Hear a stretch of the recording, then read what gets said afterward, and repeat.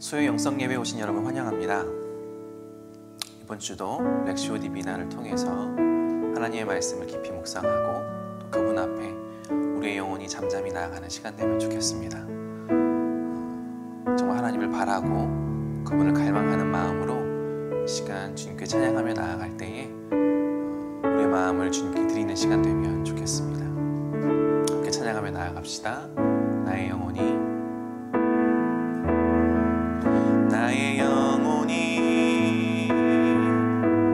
잠잠히 하나님만 바라며 나의 구원이 그에게서 나는 도다.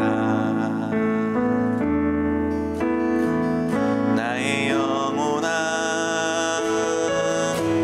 잠잠히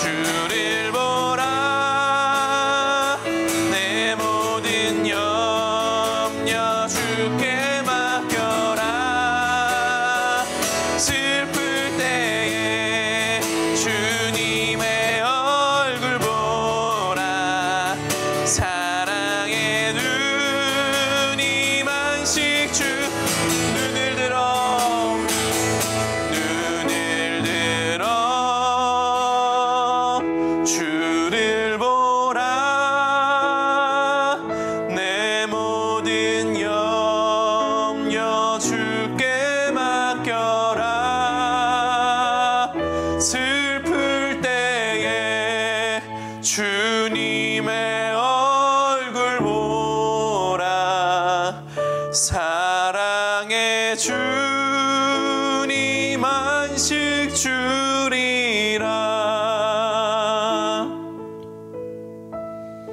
시간께 기도하며 나아갑시다. 주님, 우리의 눈을 들어서 당신을 바라봅니다. 지금 내 마음 가운데 있는 걱정들, 염려들, 내 마음을 혼란케 하는 것들을 지금 이 시간 주님께 내려놓습니다. 그리고 주님, 당신의 말씀 앞에 내가 겸허히 나아갑니다. 주님, 나에게 말씀해 주십시오. 혼란스러운 모든 것들을 다 내려놓고 하나님 당신만을 바라보길 원합니다라고 이 시간께 기도하며 주님께 나아가면 좋겠습니다. 기도합시다.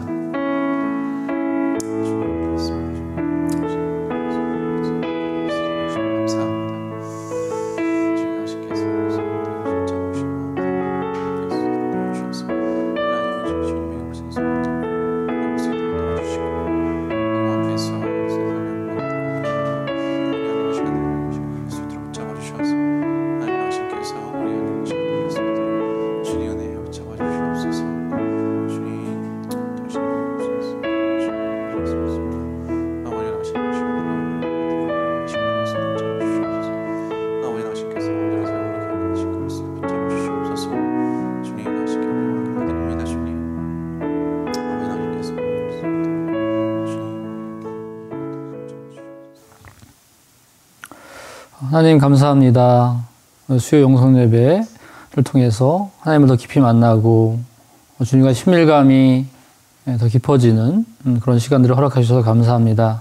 오늘 함께 나누고 또 기도하는 모든 여정들을 주님 앞에 올려드려오니 함께 참여하는 사람들 심령마다 성령의 인도하심 가운데 이끌어 주시옵소서.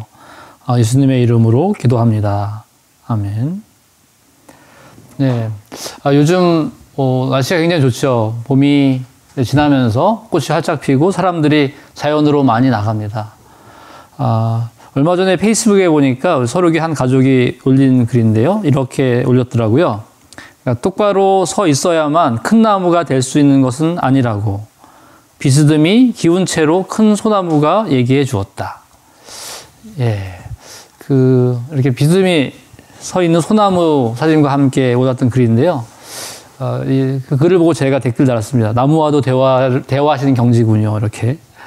예, 그렇습니다. 그러니까 자연을 보면서 그 자연 속에서 마음을 나누고 대화를 할 수가 있습니다. 저도 4월 첫 번째 주 그 주보에서 인왕산 바위에 누워라는 그 칼럼을 통해서 우리가 이 자연 속에서 이 자연을 묵상하면서 또 기도하는 것들에 대해서 나눈 적이 있었는데요. 잠깐 소개하면 이렇습니다. 문득 말씀을 읽고 묵상하며 기도하는 것을 통해서 자연을 산책하는 것과 비슷한 경험을 하게 된다. 즉 혼란스럽고 무덤덤한 상황 속에서 산책을 하며 무엇이 있나 살피는 것은 말씀을 천천히 읽어나가는 과정과 비슷하다. 그러니까 자연 속에 있으면서 무덤덤한 마음으로 지나가다가 어떤 자연의 아름다움을 보면서 그 마음 속에 어떤 느낌들이 왔을 때 그것을 또 묵상하고 기도했던 경험들이 있는 거죠. 그래서 이 자연을 통해서 우리에게 사랑을 표현하신 하나님, 또 말씀을 통해서 우리에게 사랑을 주시려고 하는 하나님이 같은 분이시구나 하는 그런 이야기를 나눴었는데요. 우리는 이 자연을 통해서 또 하나님을 또 만나고 묵상하고 기도할 수 있습니다. 그래서 예전에 어떤 신학자는 이 창조 세계는 하나님의 거룩한 책이다라고까지 이야기를 했습니다. 특별히 시편 한 절을 제가 잠깐 소개할 텐데요. 148편 1절부터 4절을 제가 읽겠습니다. 할렐루야, 하늘에서 여호와를 찬양하며 높은 데서 그를 찬양할지어다. 그의 모든 천사여 찬양하며 모든 군대여 그를 찬양할지어다. 해와 달아 그를 찬양하며 밝은 별들아 다 그를 찬양할지어다. 하늘의 하늘도 그를 찬양하며 하늘 위에 있는 물도 그를 찬양할지어다. 이거는 이 시편의 시인이 이 자연을 보면서 그냥 하는 것이 아니라 그 해와 달이 정말 그 밝게 빛나는 그 모습들을 통해서 그것이 하나님을 찬양하는구나. 그 자연을 묵상하면서 깊이 있는 그 자연과의 대화 속에서 그렇게 이 시를 지은 것이겠죠. 별들도 하나님을 찬양하는구나. 우리 다 함께 주님을 찬양하자. 바로 이 자연을 묵상하고 기도했던 그 시를 지었던 그것이 또 찬양이 되기도 하는 것들을 볼 수 있어요. 이렇게 이 자연을 묵상하는 부분은 예전 우리 시인 고대 시편의 시인으로부터 시작돼서 지금까지 이루고 있고요. 그래서 오늘 우리가 늘 말씀으로 읽는 시간인데 오늘 특별히 이 자연을 묵상하는 것을 통해서 또 한번 우리에 대해 감각을 하나님에 대한 마음을 또 더 친밀하게 하는 시간을 좀 갖고자 합니다. 그래서 자연을 묵상할 때 첫 번째로 가만히 멈춰라 합니다. 첫 번째로 가만히 멈춰서 산책하면서 눈길을 머무는 것이 있으면 눈길에 닿는 것이 있으면 좀 가만히 멈춰 있는 것이죠. 천천히 응시하는 것이죠. 또 어떤 자연의 소리, 새소리, 물소리 그런 소리가 들리면 잠시 멈춰서 여기 있는 것입니다. 그것이 어떻게 보면 성경에 보면 읽기 단계, 맥시오 되면 읽기 단계가 있겠죠. 우리 그 가만히 그 소리를 듣고 있을 때, 꽃을 바라보고 있을 때, 꽃잎 한 입 한 입을 봤을 때, 또 저는 이렇게 볼 때 그 가지가지 하나도 봐도 너무 다르더라고요. 하나하나를 주시하는 것입니다. 가만히 머물러서 있는 것이죠. 그 다음에 할 것은 두 번째 계속해서 응시하라입니다. 멈췄다면, 그 꽃을 보고 멈췄다면, 거기 머물러서 응시하는 것입니다. 가만히 바라보면, 우리가 늘 이렇게 지나가다가 보지 못하는 것들을 굉장히 많이 볼 수 있어요. 그 꽃 안에서, 그 꽃순들이 나는 모습이나, 그 세밀한, 그 야들야들한 그 꽃잎의 모양도 그렇고, 자세히 응시를 하면서, 거기서 무엇이 있는지를 자세히 보는 것입니다. 하나님께서 이 자연을 어떻게 창조하셨을까? 이 꽃을 어떻게 창조하셨을까? 이 잎은 어떻게 다를까? 그런 부분 하나하나 바라보면서 응시하는 거예요. 그것이 한 묵상인 것 같겠죠. 그러다가 마음에 떠오르는 것이 있습니다. 이렇게 오묘한 아름다움이 있구나. 또 이 아름다움이 또 나에게도 있을까? 뭐 이런 생각들이 떠오를 것입니다. 응시하다가 떠오르는 그런 마음들, 또 생각들이 있으면 그걸 가지고 이 창조 세계를 통해서 기도하는 것이죠. 그러니까 모든 존재가 하나님이 창조하셨기 때문에 이 창조 속에는 하나님의 선함이 담겨져 있거든요. 그것이 이 자연 세계에서 통해서 나타나는 걸 보면서 우리는 하나님이 어떤 마음으로 이것을 이렇게 창조하셨을까를 보는 것입니다. 그래서 그 앞에 꽃이라고 하면 그 꽃의 아름다움, 이 섬세한 것처럼 이 섬세함을 찬양합니다. 하나님 어떻게 이렇게 아름답게 만드셨나요? 저도 그렇게 만드셨나요? 저도 이 아름다움을 어떻게 따라갈 수 있을까요? 이렇게 좀 그 창조 세계를 통해서 기도할 수 있겠죠. 기도하면서 마지막 단계에서 이제 하나님의 모습, 이 천지를 창조하시고 지금도 이끌어 가시는 그 하나님을 앞에 머물러서 잠시 기다리는 것이죠. 이렇게 아름다운 꽃을 만든, 자연을 만든 하나님을 찬양하고 기도했다면 그 이후에 잠시 하나님을 묵상하는 것입니다. 하나님 자신을. 그래서 우리 전체를 만드신 하나님 안에서 우리가 관상하는 것 같은 그런 것을 누릴 수 있는 것이죠. 그래서 여러분들이 굉장히 자연이 좋은데 이 자연 속에서 우리의 말씀을 읽고 묵상하는 것처럼 그렇게 자연을 묵상할 수가 있어요. 그러니까 렉슈 디비나를 하게 되면서 우리가 어떤 하나님에 대한 감각이 더 발전되는 거거든요. 이 자연을 통해서도 하나님이 말씀하시는구나. 그럼 그것이 더 발전한다면 또 어떻게 할 수 있을까요? 이 세상을 보면서도 이 세상에 움직이는 것들, 이 가운데 하나님이 개입하시는 모습을 바라보면서도 또 거기서 하나님 일하심을 볼 수도 있습니다. 제가 지난주에도 한 번 또 인왕산에 갔었는데요. 지난번에 인왕산에 가서 앉아있을 때 이런 생각이 들었습니다. 이 틈난 바위, 이 바위를 생각하면서 시편에 보면 하나님을 바위라고 고백하는 시편들이 많이 있거든요. 그걸 보면서 그렇구나. 이 시편의 시인이 이 바위의 단단함을, 든든함을 경험하고 나서 그런 시를 적겠구나. 그럼 한편으로 저는 하나님은 흔들리지 않는데 내가 흔들리고 있구나. 이런 걸 생각하면서 기도를 했습니다. 흔들리지 않으시는 그 하나님께 저를 붙들고 이끌어 달라고 기도했던 기억이 납니다. 이런 과정들이 여러분 안에 계속 삶이 좀 이어졌으면 좋겠습니다. 우리 말씀으로 읽고 묵상하고 기도하는 그런 여정들이 이 자연을 통해서도 계속 이루어져서 우리의 일상의 삶 속에서 계속해서 하나님과의 어떤 친밀함을 누리시기 바랍니다. 예, 오늘은 그 자연 묵상 기도에 대해서 함께 좀 나눴고요. 오늘은 두 분 정도 우리 기도한 내용에 대해서 안내를 하고자 합니다. 지난주에 우리 마태복음 말씀을 통해서 예수님이 이집트로 피난 갔다 다시 나사렛으로 돌아오는 그 장면인데요. 이분은 15절과 23절에 하신 말씀을 이루시려는 것이었다라는 말씀이 1기단계에서 다가왔다고 했어요. 그래서 말씀을 통해 본 나는 소문이나 정보와 상황 속에서 하나님의 말씀을 보다 진지함과 인내로 붙들지 못하는 모습, 못하고 있다고 하는 모습을 발견했고요. 감정은 평상시 저에게 주셨던 말씀에 반응하며 순종하는 모습들과 과정을 돌아보며 느낀 부족함과 아쉬움, 부족함과 아쉬움이 감정이에요. 그리고 또 한편 하나님의 자비와 주권에 대한 감사. 근데 여기 기도할 때 보면 이 묵상회를 통해 났던 이제 이 부족함과 아쉬움에 대해서 좀 더 자세히 기도하고 있습니다. 그러니까 이분이 계속 기도의 안내에 따라서 계속 조금씩 더 기도가 묵상과 기도가 잘 연결되어져 가는 모습을 볼 수 있는데요. 기도는 이렇게 하셨어요. 주님의 일하심과 주권을 지적으로 인정하면서도 보다 진실하고 신중하게 반응하지 못해 잊어버리는 모습을 보면서 자신의 한계를 보게 됩니다. 깊이 있게 주님 앞에 서지 못하는 솔직하게 마음 가로 열고 염려, 상한 마음, 서운함, 굳은 마음과 편견들, 두려움 가로 닫고 이런 솔직하게 이 마음을 쏟아내지 못하는 상태에서 머무름을 반성합니다.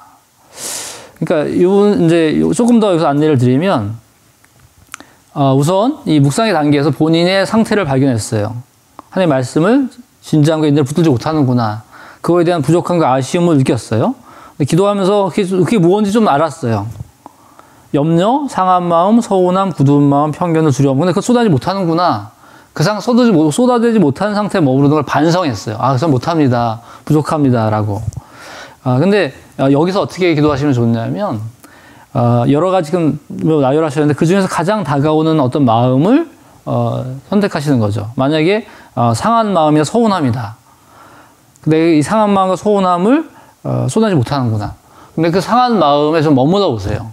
그 감정에 머물러서 있어 보면 내가 언제 서운함을 느끼는지, 내가 언제 이 상한 마음에 있는지를 발견하게 될 것입니다. 보통 이 감정에는 여러 이야기들의 기억들이 붙어 있어요. 그래서 그 감정에 머물러 있으면서 내가 내 안에 이런 어떤 상황 속에서 이 솔직하게 표현되지 못한 이런 상한 마음과 서운한 마음이 무엇인지 좀 멈춰서 기다리면서 물어보는 것이죠. 그것이 발견되지 않는다면 하나님께 여쭤보는 것이죠. 그리고 또 이 솔직한 마음을 표현하지 못한 상태를 머무는 걸 반성한다고 하셨는데 그 부분을 반성하는 것에 조금 더 나아가서 하나님께 요청하실 수가 있죠. 제가 이렇게 머무를 수밖에 없나요, 저는? 하나님, 저희가 왜 머무를 수밖에 없나요? 제가 그런 사람인가요? 하나님 저에게 알려달라고. 여기 이런 어떤 기도 가운데 어떤 몸부림치는 투쟁의 속에서 하나님이 그 가운데 무엇이 그렇게 멈추게 하는지, 머무르게 하는지, 또 그 서운함의 감정은 무엇인지를 발견해 주실 것입니다. 그래서 그 기도 가운데 그 부분이 통해서 그것이 무엇인지 발견되고 그 마음을 하나님께 이렇게 표현될 때 그때 더 깊은 기도가 더 살아있는 기도로 더 생생한 기도로 될 것 같습니다.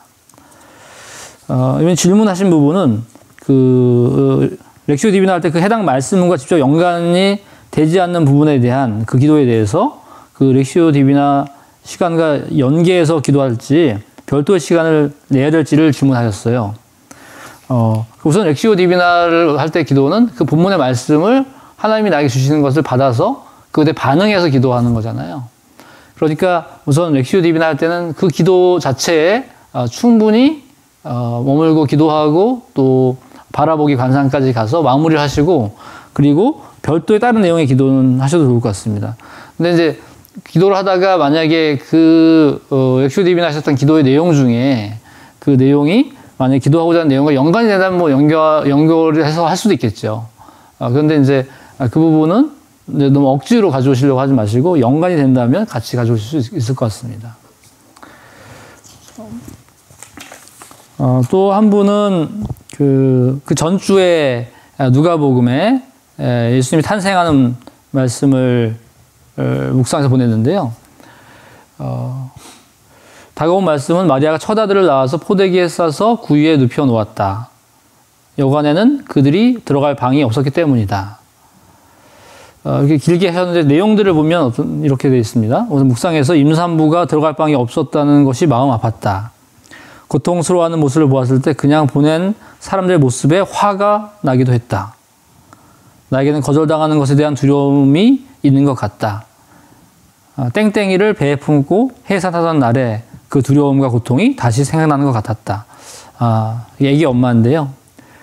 그러니까 이 마리아가 이 방이 없어서 이 힘들어하는 모습을 보면서 화가 나기도 하고 자신의 거절당하는 두려움이 있는 것을 발견했습니다. 그래서 내용들 전체적으로 보면 그 읽기 단계에서 쭉 많이 있는 걸 적으셨지만 거기 들어갈 방이 없었기 때문이다가 가장 많이 다가오셨던 것 같아요. 그리고 이제 그때 발견한 감정은 마리아는 방을 찾으면서 얼마나 많은 생각이 들었을까? 가장 귀한 존재를 배에 품고 있는데 그 어느 곳에서도 받아주지 않고 초라하고 냄새나는 곳에 외부 환경에 너무나 취약한 곳에서 이 아기를 낳게 되다니 정말 이 아이가 세상을 구원할 리가 맞는가 고민했을지도 모르겠다. 왜 구원자를 그렇게 초라한 곳에 낳게 하셨나 하나님께 물어볼지도 모르겠다. 물었을지도 모른다. 그러니까 이제 계속 이 아기를 낳은 경험이 있기 때문에 그 환경 자체가 초라하고 냄새나는 곳, 그 구유에 아기를 누일 수밖에 없었던 그 환경에 대해서 같이 공감을 하고 있어요. 근데 이제 그 기도할 때 보면 하나님께 물었을지도 모른다라고 돼 있어요. 이건 뭐냐면 이제 마리아가 그렇게 했을 거라는 거잖아요. 근데 그 마리아에게 일어난 것이 나에게는 어떤 것인가로 조금 더 가시면 좋겠습니다. 기도할 때도 보면 좀 이런 이해되지 않는 것에 대한 기도를 했어요. 하나님, 저는 아직 당신의 뜻을 잘 이해하지 못했나 봅니다. 가장 귀한 존재가 가장 초라한 곳에 태어나는 것이 이해되지 않는 저는 제자들이 예수님의 죽음을 이해하지 못하는 것과 같이 당신의 뜻을 이해하지 못하는 것 같습니다. 그러니까 이제 이 사항들이 마리아가 겪었을 사항들을 보면서 이 기도자는 자기도 이걸 받아들이기 어렵다, 이해하기 어렵다고 생각하고 있어요. 초라함은 무엇일까요? 갖추지 못하고 있는 것, 나의 생각으로 갖추지 못하는 것이겠죠. 인간의 생각으로는 저도 어쩌면 초능력, 슈퍼파워 하나님을 생각했는지도 모르겠습니다. 또 가장 낮은 모습으로, 가장 취약한 모습으로, 가장 초라한 곳에서 그렇게 시작하신 예수님의 길을 이런 제가 나의 삶으로 이해할 수 있을까요? 저도 주님의 뜻을 따라갈 수 있을까요? 그러니까 좀 이게 갈등의 모습이 있어요. 그러니까 이 기도자는 기도하면서 이제 렉시오 디비나를 통해서 조금씩 그 마음을 하나님께 표현하는 부분들을 배워가는 것 같아요. 그 성경 안에 본문 안에 자기를 이렇게 발견하고 기도하는 부분을 발견해 가고 있는데 조금 더 기도가 좀 더 많은 시간을 좀 더 기도해 보시면 좋겠다. 다음 기도를 이어서. 왜냐하면 여기서 계속 갈등을 하고 있거든요. 근데 그 갈등의 마음을 좀 예수님께로 가져가면 어떨까 하는 생각이 들고요. 그리고 그 예수님이 나에게 뭐라고 하시나. 그럼 예수님께서 초라한 곳에 오셨는데 그럼 나에게도 오셨나? 나에게는 어떻게 오셨을까? 한 걸음 더 나아가서 이렇게 갈등한 상황 속에서 예수님께서는 그럼 나에게 무엇이라고 얘기를 하시는지를 이렇게 여쭤보고 그럼 기다리는. 그러니까 조금 더 한 걸음 나아가시면 좋겠다라는 생각을 해봅니다. 그리고 여기 보면 기도 중에 하나님께서 발견한 것을 적지 않으셨는데 결국엔 이 초라한 곳에 오시는 그 예수님을 발견한 거잖아요. 그러니까 지금 본인이 기도한 내용에 있어서 무엇을 발견했는지를 본다면 결국 초라한 곳에 오시는 그 예수님과 그것을 이해하지 못한 나 사이에 간극이 있잖아요. 그 간극을 가지고 기도하실 필요가 있는 것이죠. 결국 우리가 하나님이 인간이 되신다는 것, 또 예수님께서 십자가를 통해 죽으신다는 것을 우리가 사실 이해하기 어렵습니다. 그것을 우리가 이렇게 기도 가운데 조금씩 그것을 맛보는 것이죠. 그 은혜를 누리는 것입니다. 그래서 그것들을 가지고 씨름하는 과정을 통해서 좀 더 깊이 하나님과 만나면 좋겠습니다. 예, 두 분의 기도에 대해서 좀 안내 드렸고요. 오늘 함께 좀 말씀을 묵상하려고 하는데 저희 이제 수용 영성 예배에서는 그 예수님의 생일을 따라서 계속 묵상해 가고 있어요. 그래서 오늘은 이제 누가복음 2장에서 12살의 소년 예수가 그 유월절을 지키러 예루살렘에 올라갔을 때 에피소드를 다룹니다. 그리고 그 이후에 공생애를 시작한 청년이 될 때까지 어떻게 잘하셨는지를 간략하게 소개를 하고 있어요.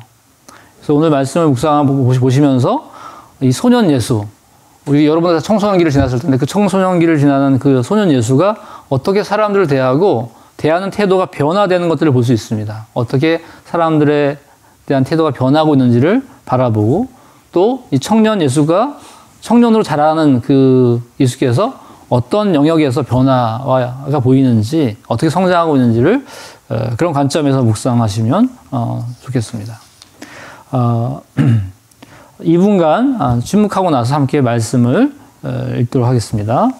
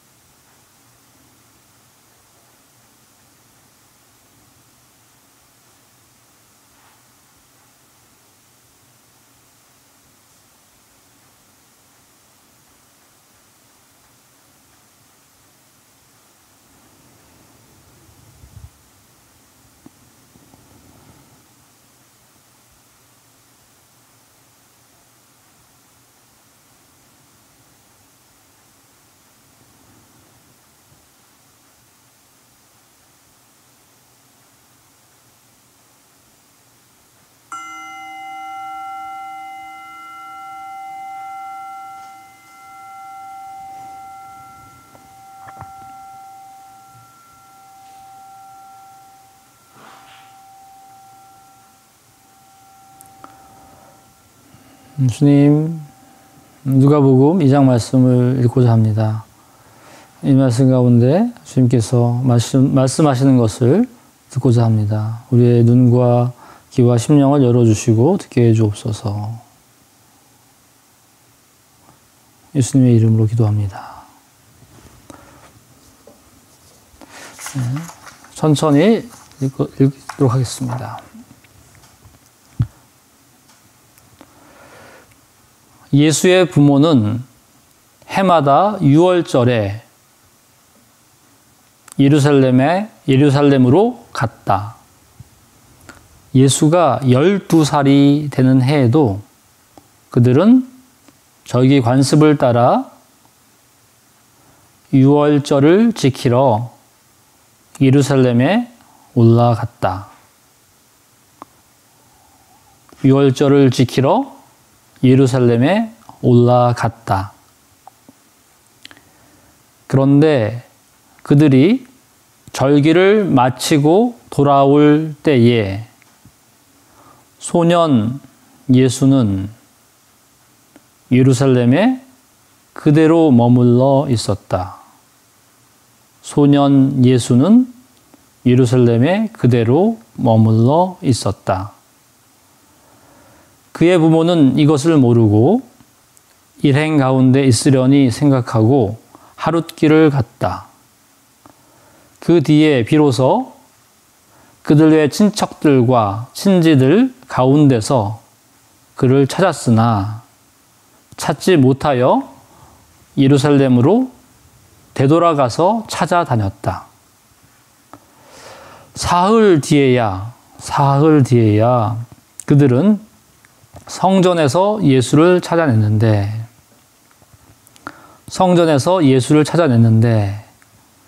그는 선생들 가운데 앉아서 그들의 말을 듣기도 하고 그들에게 묻기도 하고 있었다.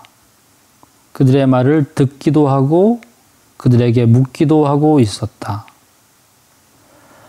그의 말을 듣고 있던 사람들은 모두 그의 슬기와 대답에 경탄하였다. 그의 슬기와 대답에 경탄하였다.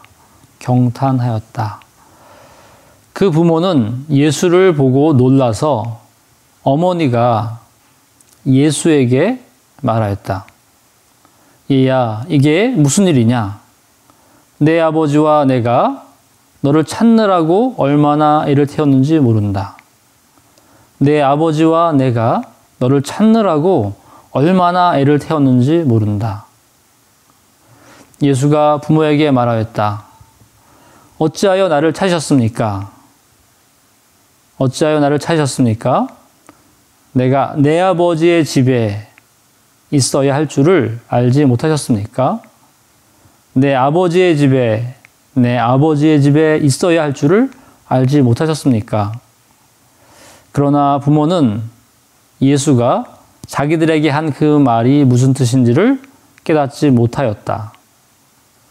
예수는 부모와 함께 내려가 나사렛으로 돌아가서 그들에게 순종하며 지냈다. 예수는 부모와 함께 내려가 나사렛으로 돌아가서 그들에게 순종하며 지냈다. 순종하면서 지냈다. 예수의 어머니는 이 모든 일을 마음에 간직하였다. 예수의 어머니는 이 모든 일을 마음에 간직하였다. 예수는 지혜와 키가 자라고 하나님과 사람에게 더욱 사랑을 받았다. 예수는 지혜와 키가 자라고 하나님과 사람에게 더욱 사랑을 받았다. 네, 함께 읽었는데 우리가 개인적으로 각자 한 5분에서 6분 정도 읽기를 하면서 다가오는 말씀이 무엇인지를 찾아보도록 하겠습니다. 지금부터 개인적으로 읽도록 하겠습니다.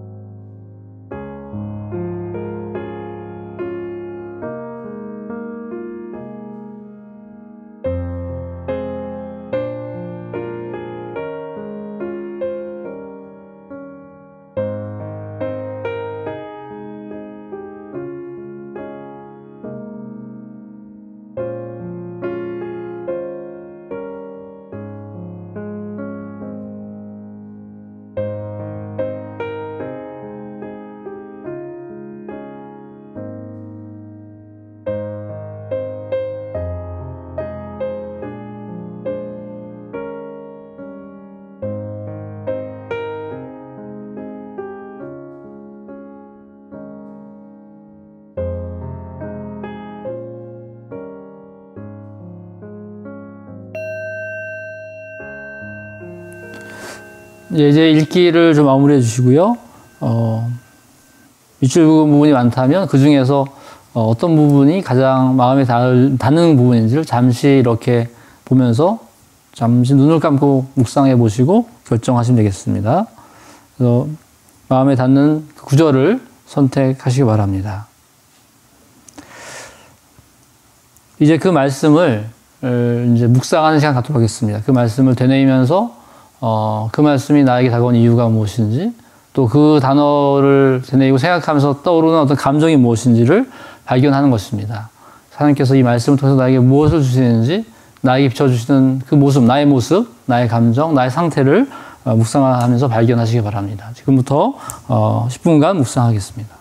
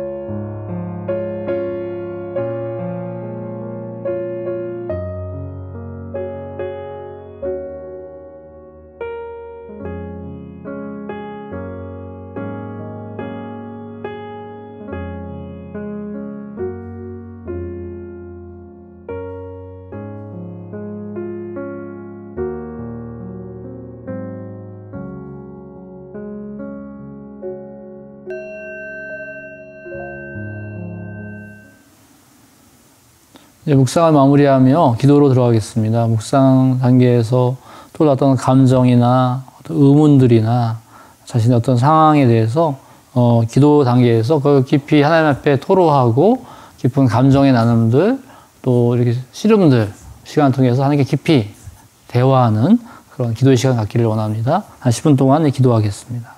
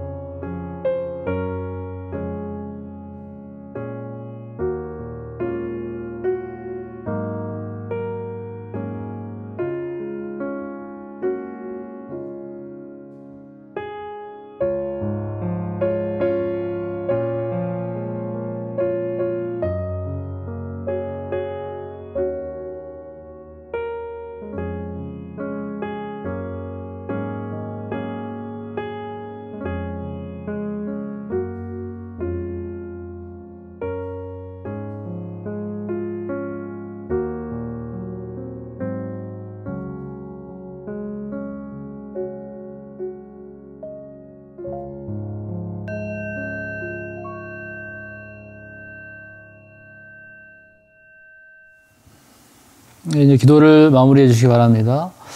기도 가운데 주셨던 어떤 하나님의 이미지나 그 마음들을 좀 품고 그대로 하나님 앞에서 한 2분 정도 바라보며 관상하는 시간 갖도록 하겠습니다.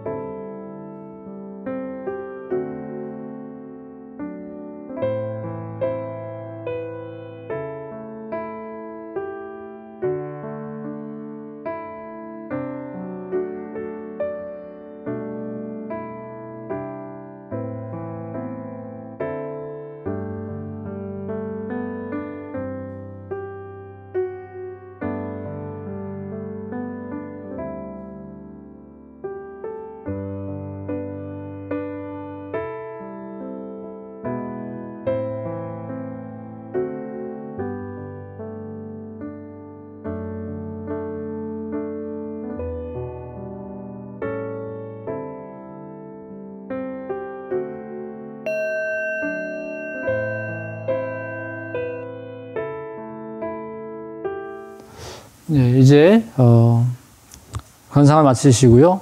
이제 기도 전체의 과정들을 한번 반추하시면서 읽기 단계에서 하나님이 어떻게 그 마음 가운데 다가오셨고 묵상과 기도와 관상의 단계에서 어떻게 하나님이 쭉 이끌어 오셨는지를 한번 쭉 반추하시면서 이제 그 내용을 그 기도 용지에 LCODB나 그 용지에 내용을 작성하시기 바랍니다. 그래서 그 작성할 때도 성령의 인도하심을 따라서 그것을 적절한 언어로 표현해가는 그 과정이 되면 좋겠습니다. 제가 지금부터 한 10분 정도 반추하면서 그 내용을 작성하겠습니다.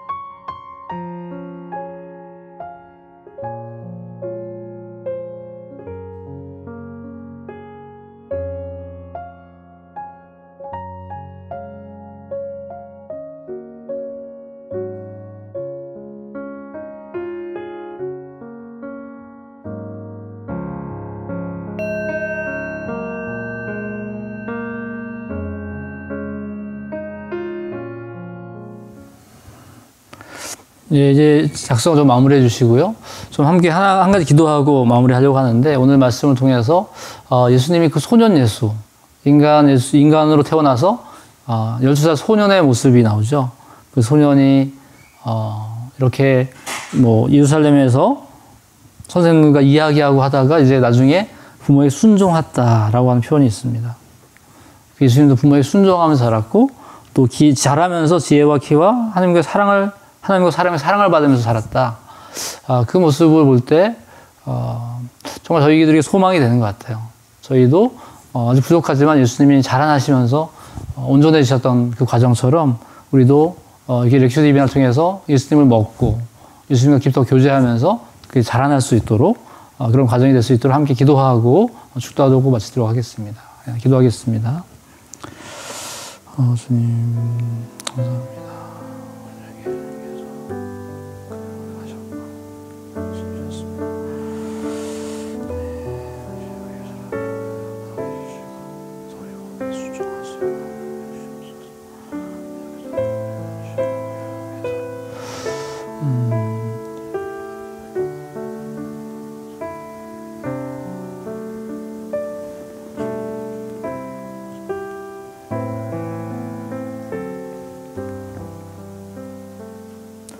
하나님, 수요 영성 예배를 통해서, 특별히 렉슈 디비나를 통해서 하나님의 말씀 앞에 머물러 주님께서 말씀하시는 것을 듣고 그것에 반응하여 기도하며 주님의 인도하심을 따라가고자 합니다. 아직 익숙하지 않은 면도 있고 부족하다고 느끼기도 합니다. 하지만 이 여정을 가는 것이 감사이며 기쁨인 줄 압니다. 그래서 주님과의 더 친밀감이 더 깊어지게 해주시고, 그래 우리 영적인 감각이 더 예민해져서 민감해져서 일상의 삶 속에서 주님을 또 닮아가고 계속 그렇게 예수님을 닮아 성장해 갔기를 원합니다. 예수님이 성장해 가셨듯이 저희들이 그렇게 지혜와 키가 자라고 하나님과 사람들에게 사랑을 받는 존재로 계속해서 자라가기를 원합니다. 지금은 성부와 성자와 성령 삼위 하나님의 사랑하심과 은혜 주심과 역사하심이 렉슈 디비나를 통해서 예수님을 더 깊이 알아가고 예수님을 사랑하며 따라가고자 하는 참여하는 모든 분들을 위해 영원히 함께 있기를 축원하옵나이다. 아멘. 네, 감사합니다. 우리 각자 있는 곳에서 또 계속해서 주님의 말씀 가운데 깊이 사귐 있기를 원합니다. 강건하십시오.